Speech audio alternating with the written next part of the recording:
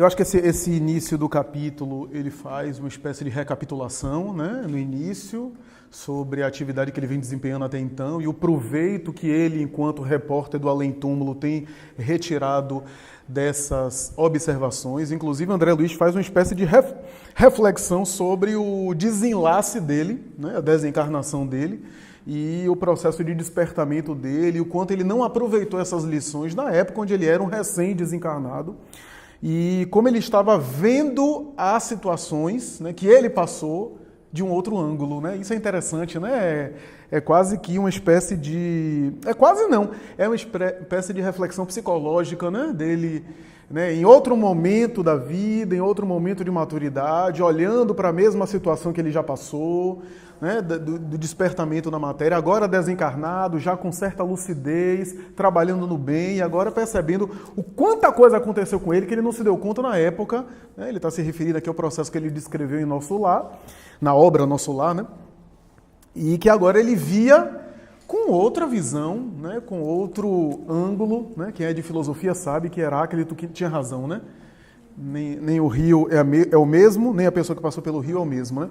Que é aquela ideia do filósofo pré-socrático, né? O homem não passa pelo rio duas vezes, né? Porque nem o rio é o mesmo, nem o homem é o mesmo. Então, é mais ou menos essa ideia, porque André Luiz está com uma outra percepção, né? É óbvio que desencarnado agora, liberto da matéria, ele também tem um poder de penetração que ele não tinha quando estava se desenovelando dos laços físicos, sendo recebido lá por Clarence, depois de Henrique de Luna, e depois de todo aquele processo. É óbvio que ele, recém-desencarnado, era um paciente convalescente, abatido até pela experiência umbralina, né, que ele passou. E ele diz isso, né? Desembaraçando-me dos laços físicos em outro tempo, não conseguira efetuar observações educativas para o meu acervo de conhecimentos. O choque sensorial no transe, para a minha personalidade ainda desatenta ante as questões do espírito eterno, impediram-me a análise minuciosa do assunto. Ou seja, só agora ele estava se dando conta da complexidade que envolve o fenômeno da desencarnação. E aí ele faz aquelas perguntas todas, né? Ratificando aquilo que a gente já comentou aqui, né? Nenhuma desencarnação é única, né? A desencarnação obedece a uma série de critérios, né? A gente vê aí, como foi falado semana passada, tanto os elementos corporais e físicos e materiais que envolvem a própria desencarnação, porque a gente não pode negar que a matéria influencia o espírito, né? Kardec diz isso a miúde, e ao mesmo tempo a condição moral do espírito influenciando esse processo de libertação dos laços físicos, né? Dos elos, como diz aqui André Luiz, né? Uma coisa digna de nota é quando André Luiz comenta que a casa enchia-se de amigos e simpatizantes, encarnados e desencarnados. Não se articulavam quaisquer serviços de defesa. Notei que havia trânsito livre pelos grupos de variadas procedências. Isso é interessante porque, assim, não era um local onde havia uma preocupação muito grande por defesas, como acontece, a gente vai ver, por exemplo, em algum momento, o André Luiz descrevendo um ambiente hospitalar e a preocupação dos espíritos em defesas magnéticas, em impedir que determinados vampiros acessem a determinados recintos. Ali não, e ao mesmo tempo não diz que há acesso dessas entidades, né? Parecia que havia já um clima de harmonia que automaticamente afugentava espíritos ociosos, exploradores, em função das conquistas morais do Dimas e da simpatia que ele gerou no além-túmulo pelas ações dele, né? Porque as ações que nós realizamos gera simpatia entre encarnados e desencarnados também, né?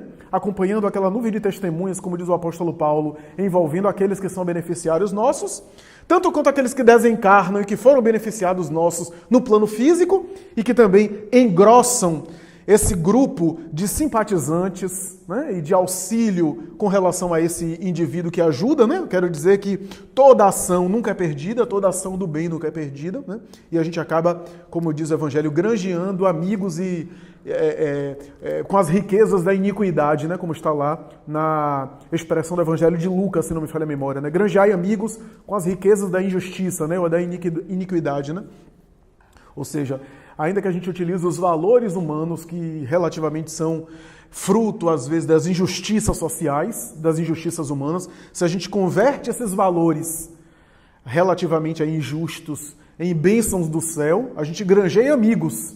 E esses amigos não são amigos apenas no mundo material, mas são simpatizantes. Porque quando eu ajudo alguém que tem, sei lá, espíritos familiares de mãe, de pai, de parente, de antigos afetos, que estão desencarnados e que estão vendo aquilo, esses espíritos nutrem uma simpatia por nós. Eu nunca me esqueci, na Folha Espírita de São Paulo, uma entrevista que Chico Xavier deu a Marlene Nobre, que ele disse mais ou menos assim, em 1982, ele declarou que há alguns anos, quando ele começou a psicografar a obra de André Luiz, no meio assim da coleção, ele começou a experimentar um tormento na cabeça que ele passou algum tempo sem saber o que era.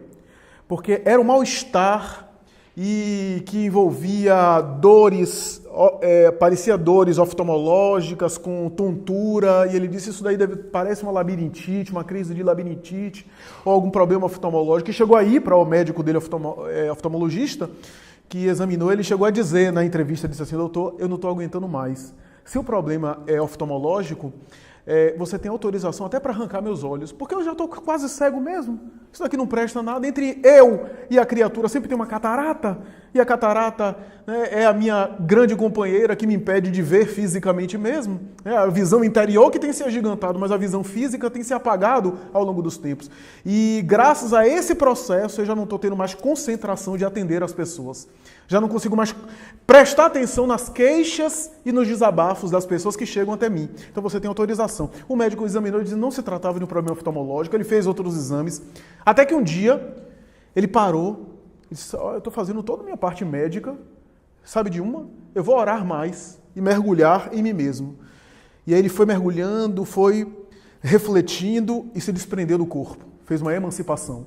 E quando ele fez a emancipação, ele viu ao lado dele, ao redor, uma multidão de espíritos perturbados e perturbadores, de espíritos ociosos, inimigos do progresso coletivo, não tinha nada pessoal com Chico. Né?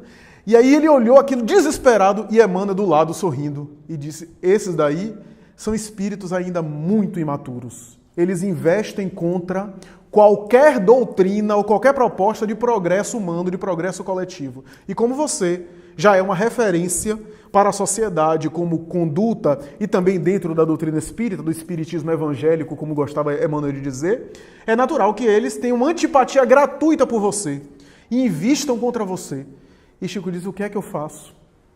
E Emmanuel diz, converse com eles pelo pensamento. Faça deles amigos. Não os faça inimigos. Eu digo a você que cerca de 70% a 80% você vai conseguir sensibilizá-los e eles vão se tornar seus amigos. Mas 20% você não vai conseguir. Somente a reencarnação para fazê-los mergulhar na carne, nas vibrações pesadas da matéria, a fim de diluir as impressões vigorosas. Mas tenha cuidado, porque eles estão à espreita. Não se trata de um processo obsessivo, porque você não está no domínio deles, porque a obsessão é um domínio.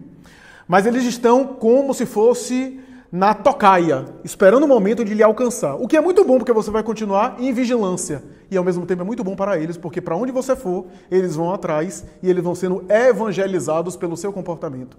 Depois que eu li isso, o título está no livro... houve mais tarde uma coletânea de entrevistas e mais tarde se transformou num livro chamado Lições de Sabedoria. Esse livro tem em PDF na internet, fácil. O título do capítulo se chama Pensamentos Sonorizados, porque ficava o eco, né? E a partir dali ele disse que Chico sempre estava sendo observado. Né? E ele disse, durante anos eu conversei com eles. E hoje, aquilo que Emmanuel profetizou se cumpriu. Porque a grande maioria se tornou amigos meus. Em alguns momentos, inclusive, que tomam a minha defesa e me protegem. Né? Mas alguns permanecem ainda me antipatizando. Esses não tem jeito, só a reencarnação futura. Né? E ele comentou isso. O que é que eu quero dizer com tudo isso? Quando eu li isso, eu pensei, se Chico Xavier, com as credenciais morais que ele tinha, passava por desafios dessa área, porque nós nos achamos isentos de influência, não estou dizendo de obsessão, porque a obsessão é o domínio, mas de influência espiritual, como somos influenciados aqui na Terra por pessoas, às vezes, atrapalhadas que chegam e começam a nos insuflar, nos contaminar, nos colocar uns contra os outros. Quantas vezes não acontece isso nesse mundo físico? Porque também não acontece no mundo espiritual, não é que eles determinam, mas existe isso. Ora bem, no caso de Dimas ali, ele tinha conquistas morais que fazia com que aqueles espíritos simpáticos a eles já se constituísse uma espécie de proteção. E um espírito ocioso se sentiria descontextualizado naquele clima, né? É como se, por exemplo, nós estamos aqui com toda uma proposta, né? Uma proposta de harmonia, etc. E chega alguém aqui com a outra mentalidade, vai se sentir deslocado aqui nesse grupo. Né? Se chegar aqui, por exemplo, querendo um outro tipo de abordagem, querendo outro tipo de, né, de proposta. Eu acho engraçado os espíritos em mediúnica, né? É muito comum a gente botar uma música suave como essa, e a primeira coisa que eles reclamam é da música. Que música chata, não quero ter uma música mais animada aí não, um negócio mais que balance mais. Essa música me dá uma tristeza, me dá uma melancolia, porque é a proposta que eles estão, é o tipo de sentimentos que eles cultivam, né? Então eles costumam atacar os doutrinadores e normalmente falam mal da música, né? É muito comum isso, né? Então, é mais ou menos esse tipo de afinidade, né? Agora, não podemos negar que Dimas não é o caso suprassumo. Dimas está acima da média geral da população, porque tem méritos, como o André Luiz colocou, né? Cultivou sentimentos nobres e ajudou as pessoas que passou por ele, né? Ou seja, gerou afeto pelo bem que ele fez, mas como diz André Luiz no capítulo anterior, não governou as próprias emoções, né? Ou seja, tinha algumas questões e por isso tinha dificuldades, em parte, de sair da matéria. Era refém das irradiações dos seus afetos encarnados, né? As imagens que André Luiz menciona aqui, né? Os encarnados pensavam, disparavam as imagens, não tinham condição de fazer diferente, não tinham compreensão profunda do mundo espiritual para ter outro tipo de postura, e ele era afetado por essas imagens, né? A ponto de ser evocado, né? André Luiz coloca, ser evocado por essas imagens, né? Então, imaginemos, a gente vai ver isso na próxima semana do velório, né? Então a pessoa no velório, por exemplo, se transforma uma espécie de festa social, com empadinha, com tudo. Hoje até está diferente um pouco, mas, né, ainda existe isso. E um pouco do espaço para a conversação vulgar, né, e para falar do morto. Né? É muito comum isso. Então imaginemos, por exemplo, o indivíduo ali desencarnando e a gente fala, eu fui colega dele da juventude, era namorador. Quer dizer, coisas que o desencarnado às vezes que está desencarnado tem remorso e a gente perturbando ele ali. Né? Você não sabe como a gente aprontou na juventude e falando como se fosse uma maravilha aquilo. Né? Então, aquilo perturba o ser, né, que está tentando se desnovelar da matéria. Né? Os conflitos que às vezes ele já se sente mal em recordar. Né? Então, a gente vê isso aqui. Né? Aí ele diz o seguinte, que desejaria um caminho bem aplainado, exigindo a convivência exclusiva de espíritos genuinamente bondosos. Experimento a luta construtiva por meio de sondagens superficiais e, à primeira dificuldade, abandonam compromissos assumidos. Ora, ele está falando aqui do trabalhador do bem, né, que é diferente do Dimas. O Dimas está em uma condição melhor do que esse daqui, porque André Luiz perguntou, não há casos em que o indivíduo desencarna sem essa proteção? Sem esse grupo socorrista? Porque o trabalhador do bem pode ter grandes méritos e, de repente, optar por um caminho lá e desencarnar em função dessas opções. Quem leu Trilha da Libertação de Filomeno de Miranda vai ver lá um médium brasileiro, que está como pseudônimo lá, né, um médium de cura, inclusive, verdadeiro, mas que começou a derrapar para o comércio da mediunidade e depois para outras coisas, né, na vida pessoal, né, a ponto de chegar numa situação assim, né, de exasperação, de cólera, de bate-boca, de polemização, que numa dessas ele teve infarto. Né? E a Trilha da Libertação falando que ele tinha merecimento em desencarnar, o infarto dele foi programado pela genitora, que mãe fantástica, né? Programou o infarto do filho. Mas é porque para o mundo espiritual havia, né, a mãe se associou à equipe de Filomeno de Miranda e disse assim, meu filho tem méritos e ele está tomando o caminho que ele está se comprometendo moralmente. Eu prefiro a gente conversar aqui e tentar ver se a gente tira ele do corpo e traz ele de volta, para que ele não se complique mais. Porque o guia espiritual dele estava se afastando e um outro espírito que tomava o nome do guia para fazer as coisas mais absurdas na área da mediunidade. Ninguém está livre disso. E é interessante porque nesse livro narra todo o processo do médium inicialmente, entusiasmado, voltado para o cristianismo primitivo e lentamente começando a mudar né, a sua abordagem, a sua forma de viver a mediunidade. Era um médium autêntico, mas não quer dizer que estava integrado com as forças do bem, né? E o espírito mistificador, que assumiu o controle do guia espiritual, passou a ser acolhido pelo médium, né? E é interessante porque a genitora, mais tarde, desenovela ele do corpo físico, retira ele do corpo físico, junto com Bezerra de Menezes e Filomena Miranda.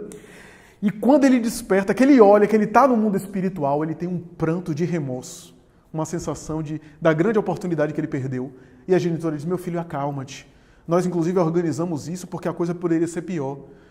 Você estava derrapando para paixões tão dissolventes que talvez, se a gente não fizesse essa medida de socorro, quando você desencarnasse, estaria em vibrações distantes da nossa realidade e não poderíamos socorrê-lo para levá-lo à colônia espiritual. Ora bem, então, vejamos isso, né? A gente vê em alguns casos, houve casos famosos aqui no Brasil de médiuns, principalmente na área de cura, que gera um sensacionalismo, né? Que médiuns notáveis que começaram a derrapar e desencarnaram de acidente, desencarnaram, né, uma situação trágica, sendo levados ao mundo espiritual por mérito, para não se complicar mais moralmente, a fim de uma refrega, né, ficar de quarentena, para depois voltar ao corpo e dar prosseguimento à sua tarefa. Né?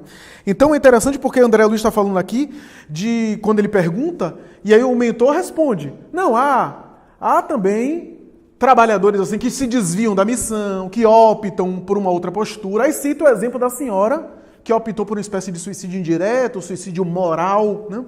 A expressão suicídio indireto ou suicídio moral, depois ela utilizou o suicídio inconsciente, né? Que é uma expressão que a gente deve usar com muito cuidado, né? Porque a ideia do suicídio inconsciente não é necessariamente porque eu não tenho consciência de que estou fazendo mal a mim mesmo, né?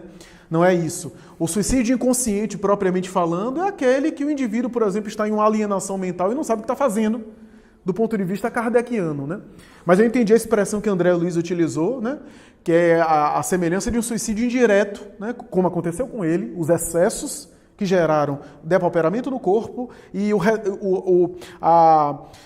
a antecipação da desencarnação pelo depauperamento das forças. No caso da senhora, estamos diante de algo que Joana de Ângeles, em Diretrizes para o Êxito, chama de suicídio moral, que é pelo cultivo de determinadas ideias eu acabo desencarnando. Por exemplo, o cultivo da tristeza, de ideias depreciativas. Eu posso afetar minha saúde com isso. Está lá no Evangelho, né, no texto Melancolia. Resistir a essas impressões, porque isso abala a vossa saúde e o vosso corpo, desejando-vos desencarnar. Né? Está lá naquele texto famoso da melancolia. Né? É o vosso espírito que deseja se libertar dos elos, dos vínculos com a matéria, mas ainda tendes uma missão nesse mundo, uma tarefa a realizar, mais ou menos assim as letras, né? Capítulo 5 do Evangelho, bem-aventurado os aflitos, texto A Melancolia. Então, nós temos esse suicídio moral, né? Tanto pela melancolia, como pela cólera, que afeta a saúde, né? Pelo tipo de temperamento, pelo tipo de comportamento que a gente acaba se permitindo, né? Que às vezes ali há um desejo inconsciente, sim, há um desejo inconsciente de partir dessa vida. Né?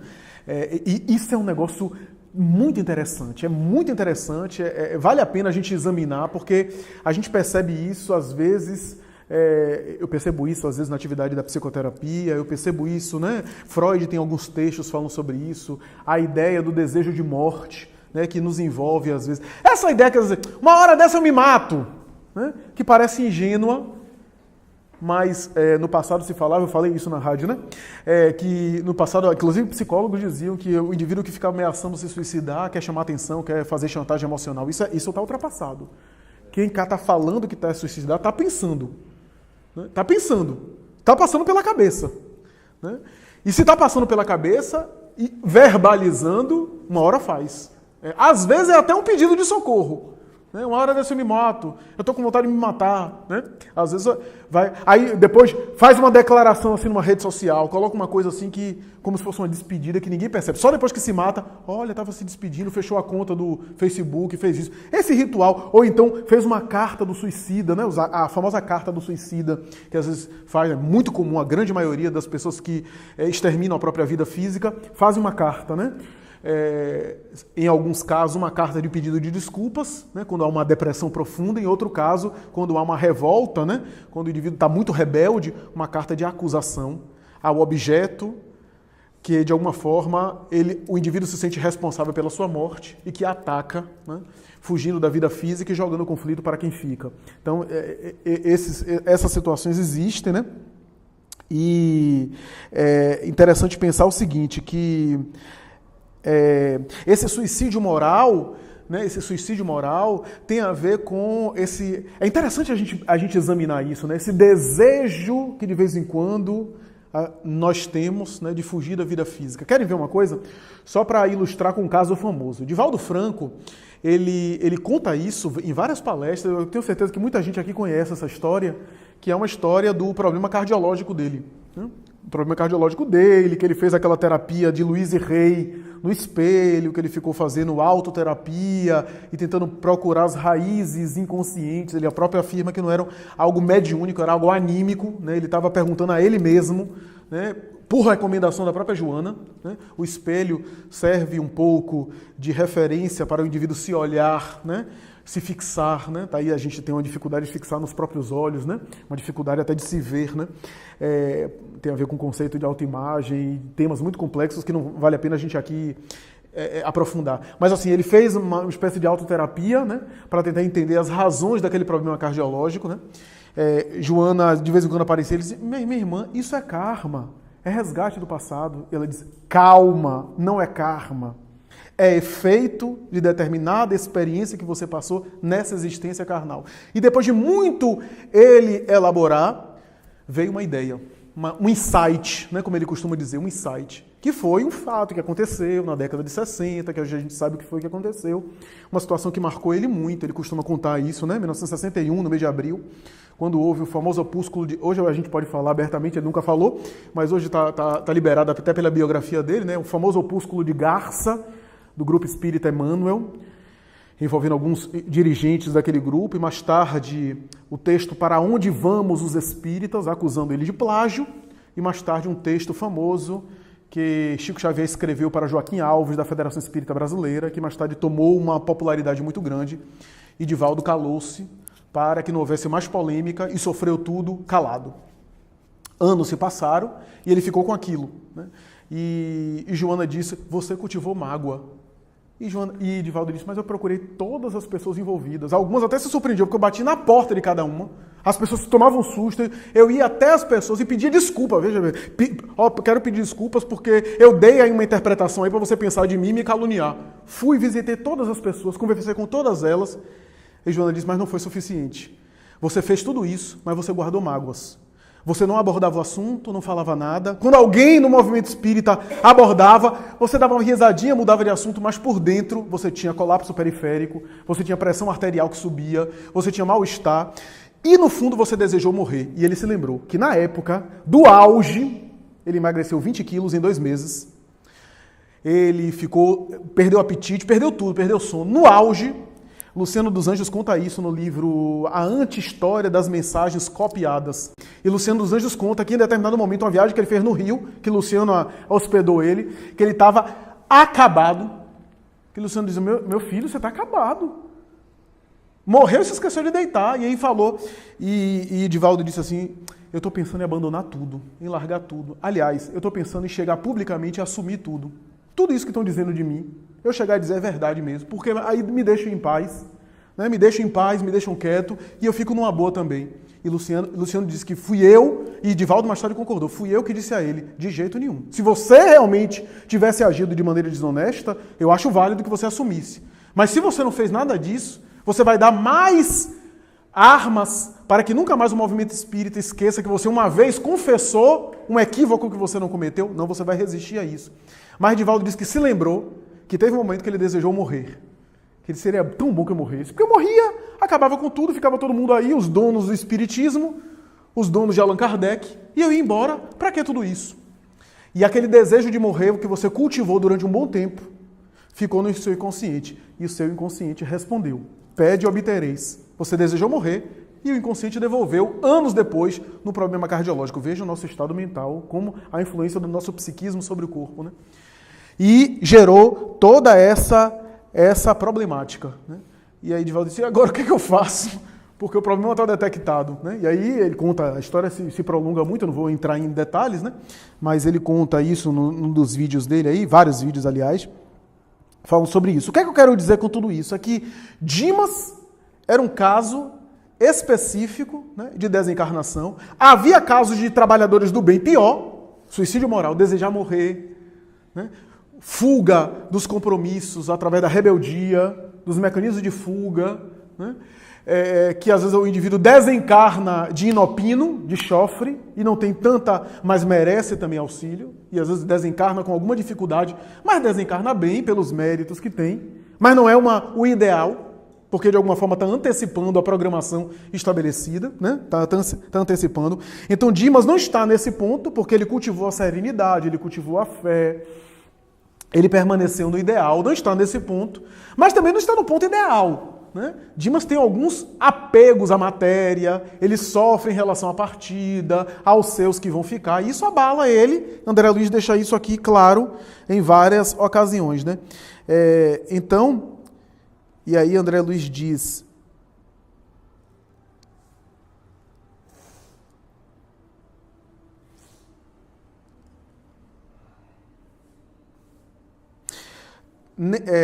Todos os fenômenos do decesso contam com o amparo da caridade, afeta as organizações de assistência indiscriminada. No entanto, a missão especialista não pode ser concedida a quem não se distinguiu no esforço perseverante no bem. A ideia, né, dos méritos, né, que cada um tem no processo da desencarnação, né? Se fosse possível receber maior cooperação dos amigos encarnados, ser-lhe-ia muito mais fácil o restabelecimento integral. Ou seja, a ideia, né, dos companheiros, dos parentes, dos afetos de sangue, né, se tivesse outro tipo de postura, ajudariam o ser querido na desencarnação, né? E aí a terapêutica, que é muito comum, é muito popular, a sonoterapia do indivíduo que está desencarnando, né? Insisto para que Dimas durma, embora o sono, que poderia ser calmo e doce, esteja povoado de pesadelos. Ainda assim estava povoado. Não era um sono tranquilo, não era um sono agitado. A gente tem isso nesse mundo aqui, né? Quantos de nós temos noites onde o sono é tranquilo e noites que o sono é agitado, parece que a gente nem dormiu direito, a gente acorda tão cansado ou mais cansado do que quando deitamos, né? Então, havia isso, né? O desencarnado ali se libertando e tendo um sono, mas ainda assim era bom a sonoterapia, né? Você veja que nem todos têm a condição de acompanhar com certa lucidez a desencarnação. Via de regra, o indivíduo dorme, permanece hibernando, né? Nas reuniões mediúnicas é muito comum a gente adormecer as entidades espirituais, a gente vê isso comumente, né? Em alguns momentos, os bons espíritos, depois de determinado diálogo, automaticamente, quantas vezes eu estou dialogando, por exemplo, eu tenho certeza que vocês também que participam de mediúnica, está dialogando com o espírito e depois da doutrinação de colocar determinadas coisas, e não tem mais o que falar naquele momento, né? A gente já ouviu a queixa, o desabafo, já colocou algumas coisas para o espírito refletir, e o próprio espírito começa a dizer, eu estou muito cansado. Já é os mentores ali, induzindo ao sono, né? E em alguns momentos a gente ajuda os mentores. Ó, eu vou aplicar um remédio em você, vou colocar um remédio em você agora, aí a gente começa a aplicar passes, e você vai adormecer. Depois que eu aplicar esse remédio, você vai sentir um sono pesado, as ideias vão se apagando. É uma hipnose que a gente está fazendo. Procure adormecer, procure relaxar, procure dormir, e quando despertar, vai despertar bem melhor, mais refeito, que também é uma espécie de sugestão mental para que ele acorde melhor mesmo, né? É hipnose, né? Uma espécie de hipnose. E aí o desencarnado vai assimilando aquilo, ele vai adormecendo sob o efeito também anestésico dos mentores ali presentes. Às vezes a gente até improvisa, a gente está lidando com um mundo ideoplástico, né? Então a gente improvisa do tipo, olha, eu estou com a injeção aqui, eu vou aplicar uma injeção aqui no seu braço e você vai dormir, né? E aquilo tem um efeito sugestivo, né? A gente está sugestionando a entidade espiritual nesse sentido, né? E a entidade adormece, especialmente depois que houve a doutrinação, que se for prolongar ali, vai ser um diálogo inócuo, né? A gente já fez ali a abordagem. Então é interessante isso, porque isso acontece também entre desencarnados, a indução ao sono fisiológico. André Luiz, quando chegou em nosso lar, adormeceu, né? Chorou e adormeceu. A gente vê isso comumente, né?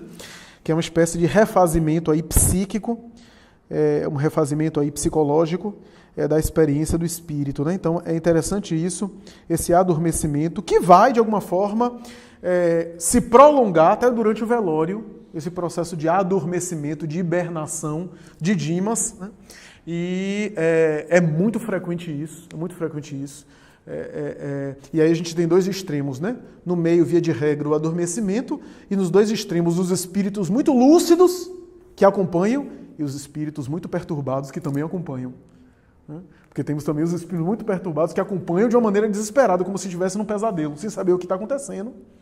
E temos os espíritos muito lúcidos que veem o cadáver sem se perturbar. Porque olhar para o próprio cadáver, psicologicamente falando, pode gerar uma afetação emocional para o espírito. O espírito não está acostumado. A gente vê isso em irmão Jacó. Com todos os méritos que ele tinha, ele ficou um pouco angustiado na hora que ele viu o próprio cadáver. Não é simples. A gente está perdendo as referências, né? A gente fica angustiado quando a gente muda de país, eu sempre falo isso, né? A gente muda de país e vai viaja, vai morar em outro país, a gente perde um pouco a referência, fuso horário, cultura, a gente fica um pouco mobilizado, até a gente se adaptar, demora um pouco. Agora imaginemos, né? O senso de identidade, o senso, né? E tudo aquilo que eu achava que eu era, não era. Estava. Né? As referências, né? As minhas funções sociais, né? E a gente tem que desconstruir um pouco nesse sentido, né? A identidade, a minha identidade, né? E aquilo que eu levo, né? E aí olha para o próprio corpo, né? Então, às vezes o espírito não tem condição de passar por isso bem, olhando para o próprio corpo e vivencia um outro processo, né? Então, independente aqui, só para concluir meu comentário, independente aqui do sepultamento cadavérico ou do processo de cremação. Túlio me abordou na semana passada com uma consideração muito válida, falando sobre o processo de cremação no sentido da preparação nossa. Né? E é interessante porque Emmanuel teve uma ponderação nesse sentido, né? Quando ele fala sobre aquelas 72 horas, né? Ele de alguma forma está fazendo alusão de que o ocidental, via de regra, por um processo atávico de ser acostumado pelo sepultamento, oriental não, tem culturas orientais que já faziam o processo, né, no passado era tocar fogo mesmo no corpo, né? O processo de cremação, né? De reduzir o corpo a cinzas, né? Já havia essa cultura no Oriente, né? Algumas culturas orientais. Mas o ocidental, via de regra, tem no inconsciente, durante milênios, a ideia da inumação cadavérica, né? Do sepultamento. Então a gente tem muito esse conceito arraigado e às vezes é difícil se libertar disso. Aí Emmanuel sugere que normalmente isso é atendido, né? Às 72 horas. Mas é claro que o mais importante é a condição moral do espírito. Porque se eu for sensualista apegado, se for sepultado, eu sinto asfixia, sinto a decomposição no corpo, sinto o tormento ali do sepultamento, como diz Humberto de Campos com a sua ironia fina, né? O subsolo da terra, eu diria em minha linguagem baianês, o andar de baixo, né? E a cremação, as altas temperaturas que o espírito sente. Não porque algo no corpo necessariamente afeta o espírito, mas pelo vínculo psíquico que ele tem. E aí o que se fizer no corpo, ele sente. Né? Lembremos de Ivone Pereira narrando o suicídio dela em existências anteriores, né? Quando ela, no século XIX, se atira no Rio Tejo de Portugal, né? Depois de uma situação familiar envolvendo a experiência conjugal e com filhos, né? Ela não suporta e se joga no Rio Tejo de Portugal e sente, por exemplo, o afogamento constante, o corpo sendo retirado mais tarde, a agonia, os peixes que morderam o cadáver e ela sentia como se fosse nela mesma, e o próprio pai que chegava e que mais tarde seria o futuro Charles, o seu guia espiritual, o seu mentor espiritual como Ivone Pereira, que era o pai dela naquela encarnação. Né? E Charles jogava duro com ela, né? Em alguns momentos dizia, eu quero acionar as lembranças dolorosas do seu suicídio, porque eu sei o que lhe causou de trauma, mas ao mesmo tempo você traz de volta o condicionamento. Ela trazia de volta a tendência a repetir o suicídio, né? A tendência arraigada. E é por isso que eu faço questão, para você ver o mal que você causou a você e a mim. Porque o que mais doía nela, naquele processo, ela era ver as consequências, né, do suicídio em relação àqueles que ficavam, né? Que ficaram. E aquilo foi muito útil, muito pedagógico para ela, no sentido de ela visualizar aquilo tudo e de ela lutar contra a tentação de abandonar a vida física. Ivone foi muito melancólica. Quem conhece a vida de Ivone sabe, ela foi muito triste. Ela era muito melancólica, muito para baixo. Né? Uma das coisas que ela queria e não conseguiu foi constituir família. Porque o drama do suicídio dela tinha a ver com isso. Ela despedaçou marido, filhos e pai por isso. Então ela não tinha mérito para se consociar, né, constituir família. Ela até tentou na juventude namorar, né, mas não dava certo. E Charles explicou isso a ela. Ela trazia débitos, né, nessa área. E ela era muito melancólica, né? A gente vê... Eu acho que eu só conheço uma foto de Ivone que ela está sorrindo um pouco. Porque, via de regra, era aquela expressão melancólica, né? Aquela vida, né, muito interior. Ela fala isso. Quem lê o Recordações da Mediunidade, ela diz no prefácio: nunca tive um dia feliz na Terra. Minha vida tem sido sempre uma sucessão de amargores. Os únicos momentos de bem-estar são quando os espíritos como Charles, Tolstói, Bezerra de Menezes estão em transe escrevendo por mim, é que eu sinto bem-estar da plenitude de contato com essas entidades. Mas, via de regra, a vida tem sido penosa para mim e os dissabores materiais têm sido uma frequente na minha existência. Então, porque trazia as marcas. Não era uma antiga suicida que trazia marcas físicas, como é comum, não tinha, ela tinha uma saúde perfeita, mas trazia marcas emocionais do suicídio, né? Então, mais ou menos essa a minha consideração, vou socializar a palavra, né?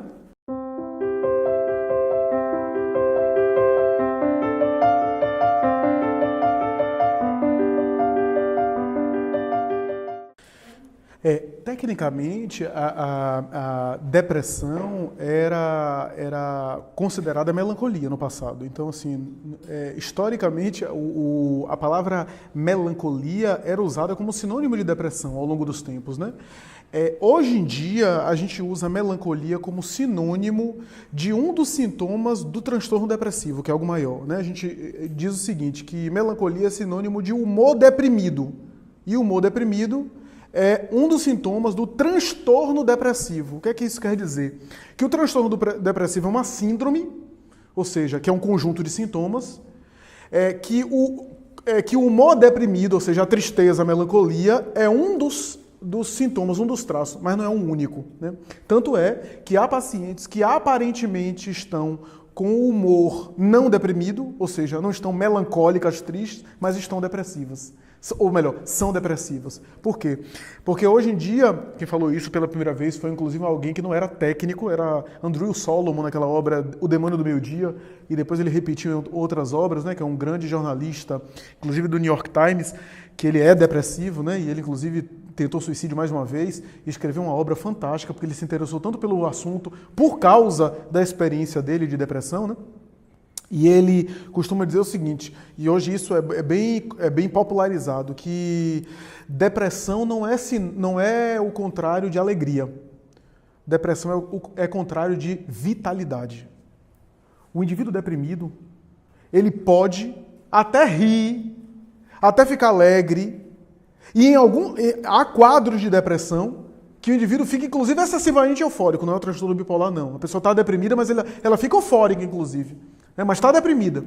Mas, normalmente, na depressão, o traço universal é falta de vitalidade. A pessoa normalmente está com fadiga, está cansada, aquilo que ela faz durante sua rotina cansa ela muito mais do que cansava antes, né? Falta de disposição. E aí pode agregar outras coisas, inclusive melancolia, inclusive tristeza. Então isso é interessante pensar, né? Em quadros graves, por exemplo, ele narra em uma das palestras dele que chegou ao ponto que levantar para tomar banho, para atender o telefone, dava um cansaço tão grande nele que ele preferia ficar quieto.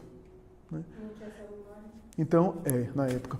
Então, isso é importante. Só para concluir, Túlio, então tem esse processo.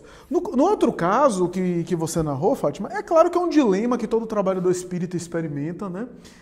Óbvio que a gente precisa resolver isso no sentido, né, de um padrão nosso, né? Em que medida, em que nível eu vou me dedicar, em que nível eu vou abdicar de algumas coisas para o trabalho, e em que nível eu preciso viver também minha vida, eu preciso também realizar as minhas coisas, viver experiência em família, viver experiência com amigos, ter tempo para pensar. Vejo que as grandes construções do conhecimento foram feitas no ócio, via de regra. Você não foi feita, né? Você não vê, de maneira geral, os indivíduos tendo um insight nesses tempos modernos de Charlie Chaplin. Normalmente são feitos nesse ato das atividades, que o indivíduo tem tempo de elaborar e, de alguma forma, fazer, né, pensar de um outro enfoque, ter uma grande genialidade, uma grande descoberta. Claro, tomando as devidas proporções, a gente também tem necessidade dessas experiências em torno de nós mesmos, né? Então é importante isso, né? Certa vez, Chico respondeu uma pergunta nesse sentido, dizendo, alguém que perguntou isso a ele, que se deveria deixar de trabalhar porque estava muito cansado. Ele diz, minha filha, Deus é o mais velho de todos nós e continua trabalhando, mas se você estiver cansada, pare, descanse e depois volte. Não tem nada demais, a lei do repouso está lá na lei do trabalho, né? Então isso é importante. O importante é a gente não criar conflito nesse sentido. É óbvio que há atividades específicas que, se nós não podemos estar semanalmente, é melhor a gente não assumir, né? Muda o dia, claro, eu acho que isso é válido. Por exemplo, a atividade mediúnica. Eu não acho válido a pessoa ficar faltando toda semana, né? A pessoa passa 6 meses e depois aparece. É algo, né, negativo, né? Toda semana a pessoa tem um batizado, tem um aniversário. Aí não, né? Porque aí a pessoa se comprometeu com aquela atividade. E a atividade mediúnica é uma atividade especializada. Conta-se com a presença daqueles indivíduos, né? Mas é claro que há pessoas, por exemplo, no nosso grupo, que tem família no interior, que precisa em período de férias viajar. É claro que a gente tem que compreender as necessidades de cada um, não estabelecer agora, né, um autoritarismo dogmático, né? Eu, como dirigente, procuro me exigir o máximo possível, inclusive sacrificando aniversário de família e tudo para estar lá, para dar o exemplo, né? Então, por exemplo, em 11 anos de atividade mediúnica, eu faltei 3 vezes, 2 no ano passado, por causa de 2 palestras, uma na Associação Médica de Medicina e Espiritismo e outra em outro lugar, que era o aniversário de uma casa. Mas isso eu me exijo para depois não chegar, olha, Flávio, eu estou com tanto conflito porque tem um jogo da Copa do Mundo e eu não queria ir para a mediúnica. Faça o que a sua consciência lhe mandar. Para eu ter autoridade de deixar as pessoas à vontade, mas saber que eu sou uma espécie de referência ali. Mas é óbvio que eu não exijo de ninguém a pessoa sacrificar, porque cada um é que sabe a dor e a delícia de ser o que é, como diz o poeta popular, né? Cada um que sabe a sua medida e sabe as suas necessidades. Eu não posso estabelecer, não posso ser o dono da vida alheia, né? E vida privada é privada. Essa coisa do dirigente de mediúnica se achar o papai dos outros para ficar se metendo na vida privada dos outros é muito delicado. Eu vejo o dirigente mediúnico assim, querendo quase que fazer uma auditoria na casa da pessoa para ver se a pessoa tem condição de participar da mediúnica. Nós não temos esse direito. Se a vida privada da pessoa está afetando a mediúnica, a gente chama. Eu já chamei alguém e afastei de mediúnica porque a pessoa chegava com cheiro de álcool e de cigarro. Visivelmente vindo de farra. Aí já estava afetando a mediúnica. Mas se a pessoa tem a sua vida pessoal desequilibrada, eu não tenho o direito de me meter. Ainda que alguém me fale alguma coisa, é boato, etc., eu não tenho o direito de me meter. Desde que ele se comporte justamente em mediúnica, porque senão a gente vai ficar fiscal da vida alheia. É a pessoa que deve ter a consciência do que ela está fazendo com a mediunidade dela e responderá por isso, né? Para a gente não ficar sendo fiscal da vida alheia. Essa expressão é de Joana de Ângeles, né? Fiscal da vida alheia. Então, isso é muito importante, né? Mas eu acho que a gente precisa ajeitar isso, para a gente não ficar nesse conflito. Tá em um lugar, tá pensando no outro. Tá no outro, tá pensando no outro. Aí só passando homo, para ficar branquinho, né? Então, isso tem que ser, né, visto com cuidado.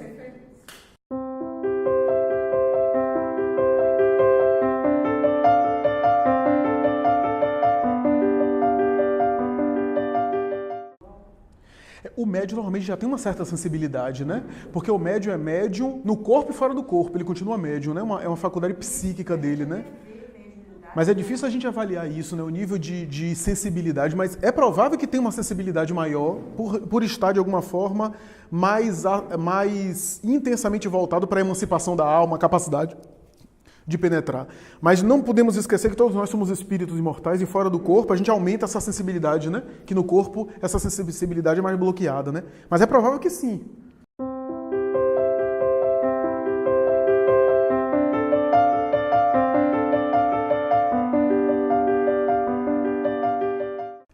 Esse comentário não é do Consolador, mas ele está fazendo referência ao item do Consolador. O que o Emmanuel fala em Consolador é o seguinte, que como o espírito não tem sexo, né? O espírito não tem gênero, sexo no sentido de gênero, ele pode reencarnar tanto em homem quanto em mulher, então, em tese, os espíritos, inclusive, invertem papéis ao longo do processo evolutivo. Não podemos dizer que a mulher é mais evoluída ou menos evoluída, porque, na verdade, estamos falando de seres que temporariamente estão como mulheres. Mas, o que Emmanuel diz é o seguinte, que os espíritos que têm reencarnado na condição feminina têm conseguido evoluir por conta da sociedade ser injusta, por conta da sociedade normalmente franquear largamente posturas masculinas que degradam o espírito masculino, e a mulher quase sempre sofreu resignadamente, padeceu de provações e muitas vezes evoluiu, inclusive em termos de sensibilidade.